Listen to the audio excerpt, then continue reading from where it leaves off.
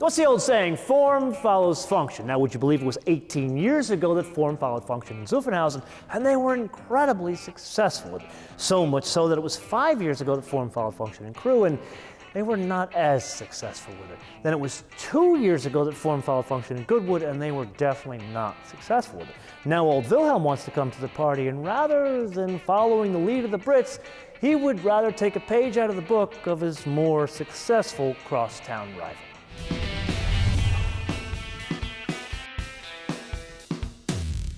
You may want to take some notes because this is going to get confusing. A 4-liter twin turbocharged V8 that is grafted onto a 48-volt electrical system. That means an integrated starter generator motor that sits between the engine and the transmission. No accessory drive. It can provide horsepower and torque from 0 in this application, 21 horsepower and 184 pound-feet of torque. Total system horsepower, 550, comes in at 6,000 RPM, stays flat all up to 6,500 RPM, and 538 pound-feet of torque that comes in at 2,500 RPM, stays flat all up to 4,500 RPM, which is where some of the confusion lies, because after all, isn't this thing based on a GLS 580, which also has a 4-liter twin turbocharged V8, but that's only 483 horsepower and 516 pound-feet of torque, so do they just fool the boost pressure and call it a day? Apparently not, because what they do is they go to the folks over at Otterbach and they steal an engine block from them. Remember how in the S580 Maybach episode I gave you the engine code of that engine?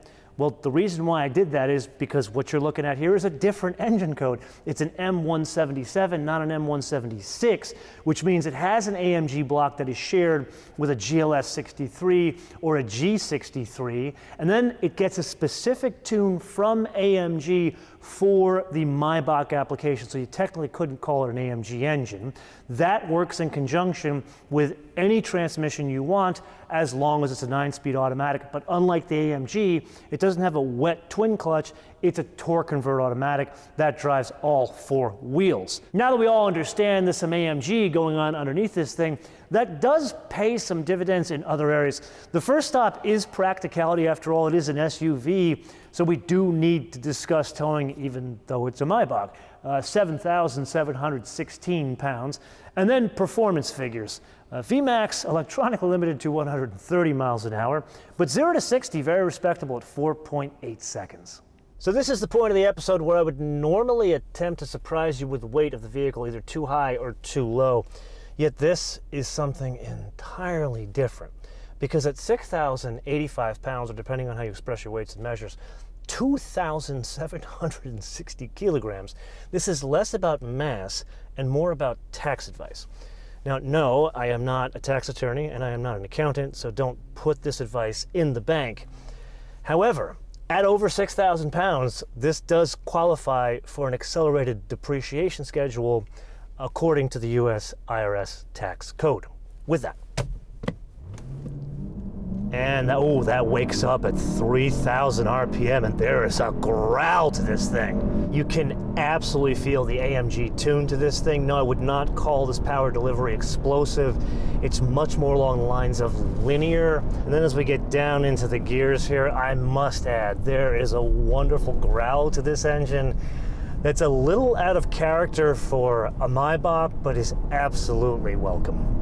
In our GLS 580 episode about a year and a half ago, you and I learned the huge impact of a multi-chamber air ride combined with a 48-volt electrical system had on a rather large, incredibly heavy SUV. And the real hero there was the air body control system that can control the pitch from side to side as the vehicle goes in and out of the turn. That applies here, but first some changed building blocks. The only wheels on offer in a GLS 600 are 22s, or the car we're driving today, which is 23s. From there, the Maybach engineers layer on some of the existing Mercedes IP, the first stop being RoadScan. You may remember this as the system that combines the GIS data from the navigation system with what the car can see on the road, feeds that to the suspension to get it ready for turns and curves and bumps and that kind of stuff.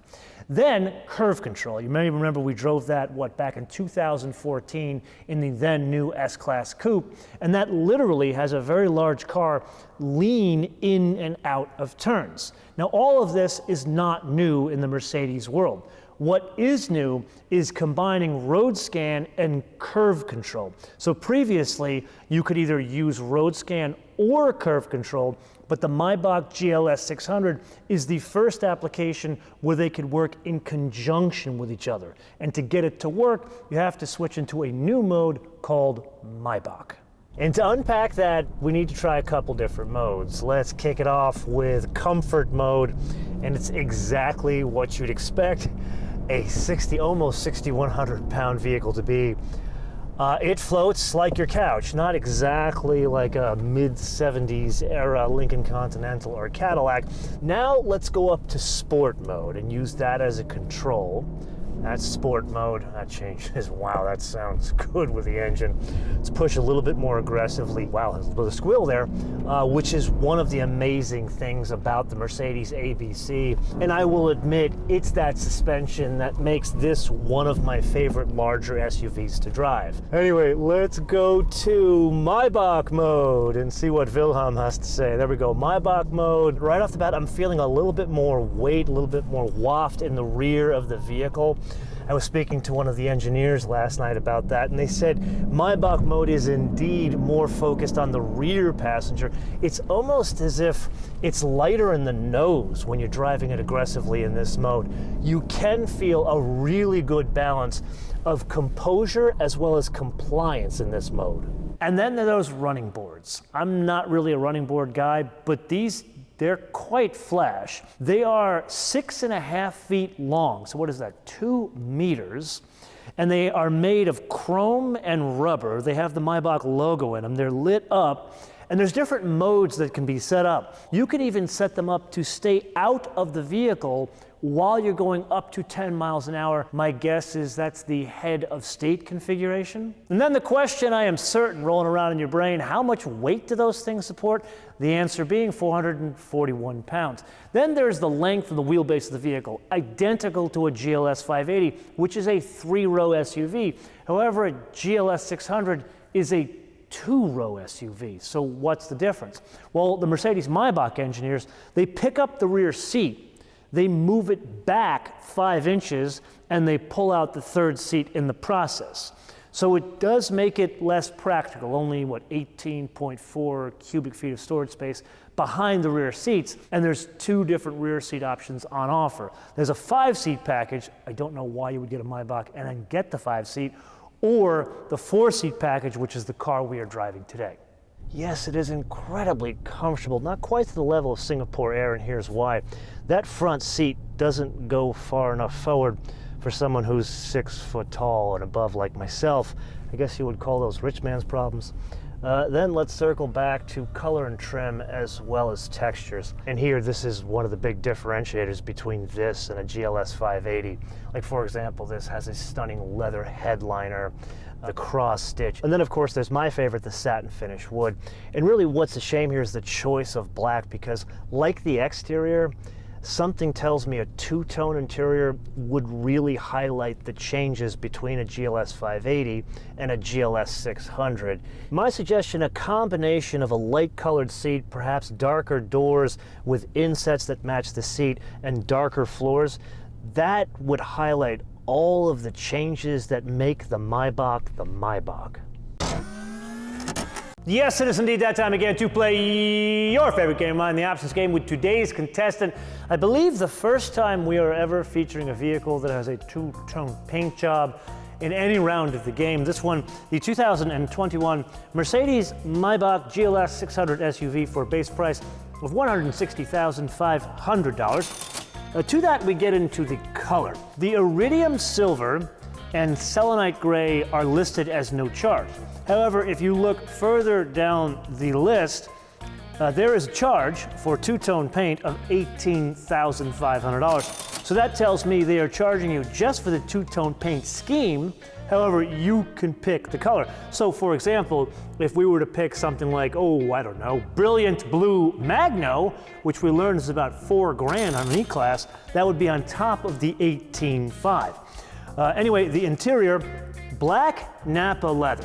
Now, I do not understand why you would spend almost $20,000 on paint and then go for a single tone interior at that, the worst choice, black. At least it's no charge.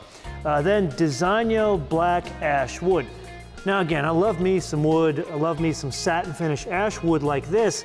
However, it's black in a black interior, which is single tone, inside of a two-tone vehicle. This makes no sense, even for $850. And then we circle back to a couple of Maybach specific options. The first one falling under the heading of everything, including the kitchen sink, because this one came out of your kitchen, the champagne fridge. Now, if this was in an S-Class that was branded Mercedes Benz, it would be called a cool box, but in a Maybach, it's called a champagne fridge. It does not come with any champagne flutes or champagne for $1,100. I do want to point out, it is removable. So if you need to put like surfboards in your Maybach, you could pull your refrigerator out.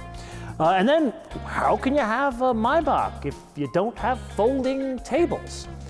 These must be lovely. I didn't see them, but they must be lovely for $1,800. I'd like to point out, I could buy a whole classic car for $1,800. And then last but not least, the destination from the exotic port of call of Vance, Alabama. Yes, a Maybach that is made in the Deep South, $1,030 for a total suggested retail price of $190,100. I must make an admission, it is wonderful to be driving something von Stuttgart that is not a Porsche, but has a stand-up star and laurel. Call me whatever you want, but I am of the opinion that everything from the folks at Daimler-Benz AG should have a stand-up star and laurel. The only suggestion I would make for improvement is give us the option to have a Maybach stand-up hood ornament. That would be even more wunderbar. So aside from another ultra-luxury SUV, net, what do we have here? Well, something that exceeded expectations in two areas and something that requires some constructive criticism in one area. Let's start with exceeded expectations. Dynamically, this is incredible. And we kind of knew that with the GLS 580, but that combination of that road scan and curve control thing, it really works to the point where I would be shocked if you do not see it in other Mercedes products that don't cost this much. And then, believe it or not, the numbers.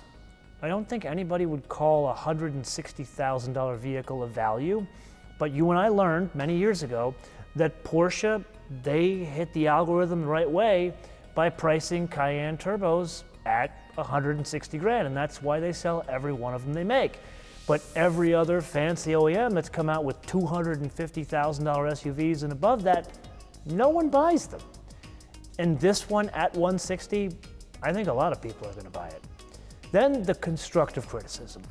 And it's the exact same as we discussed in the Maybach S580 episode. This needed a different dashboard. It's a missed opportunity. The kind of people that buy these things, they are not tech buyers. They're buying a lifestyle, they're buying an opulence, they're buying look at me, which means that dashboard really needed to be more traditional. And I'm not saying just cover the guts from a GLS 580. How about some analog gauges, toggle switches, that kind of stuff, and then you can keep all the infotainment stuff so it's not hugely expensive to change it. This, I wholeheartedly believe, will increase the appeal of this vehicle to its intended audience. Now, that's the extent of my wish list. Do you agree? Do you not agree? Is there something I didn't cover that you would want to add to the wish list? Let me know in the comments below or via our social media, MotoManTV all one word, MotoManTV all one word, Facebook, Twitter, and Instagram. And with that, until I see you in the next episode, bis später.